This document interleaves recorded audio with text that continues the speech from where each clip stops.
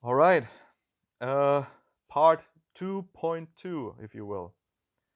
Another attribute that is very specific to my cult. And this one is it gets a bit nasty. You all of this close relationship stuff, having this personal relationship to other people was very important to that cult, to a point where it was encouraged. Well, or it was almost yeah, it was very important that you, as a guy, as a man, that you form like three friendships in church. Like, you have a mentor figure, then someone at the same who is at the same level as you, spiritually speaking, and one where you could be a mentor for. So you would look around and find like three people you could be like friends with. I mean, this sounds so strange, like these kind of forced relationships, but you had to find someone like that. And whenever a friendship is not like, or a relationship doesn't come naturally, it's always strange. And with these kind of friendships, they were like official friendships. And when I mean official, I mean they you get like an initiation, like some kind of ceremony. Like, you would go to someone and say, right, this guy and me, we're gonna be friends, like official friends. And the pastor or someone else would pray for you. And like all of that is like based on like a story in the Old Testament between David and Jonathan, I think. King David had a friend. It was, I think, the son of Saul. Saul tried to murder David, but he had a son, like Saul had a son who was like very close with David or something. And some pastors, for some reason, interpret that relationship between them as some kind of like a bond between two men's friendship is stronger than the bond between husband and wife could ever be. Like, the argument is, your wife, your mother, doesn't matter, any woman will not understand you, know what you're going through, as a good like a very close friend. uh and yeah, and you can already tell, like, this is getting weirder and weirder, because yeah, if the friendship goes well between the two of you, it was also encouraged. And this is called like, um the official term was Bündling. That's German for like a strong bond. Like, how a godfather is supposed to take care of the child if the parents happen to die. So this kind of Bündling thing is looked upon it like similar like that. Like, if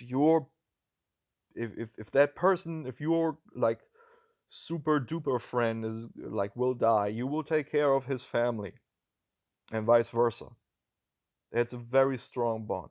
But here's the catch: the pastor was homosexual and a pedophile, and we only learned about that like way later.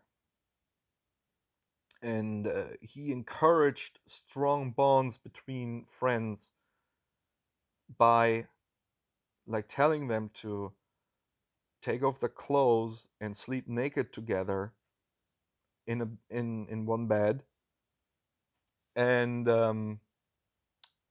also seal their friendship with a kiss. And yeah, I mean, I have not, don't get me wrong, I have nothing against homosexuals, of course I hate pedophiles, obviously, but I have nothing against homosexuals, but do not force your view on other people. But he wanted to do that, like, it was so awkward.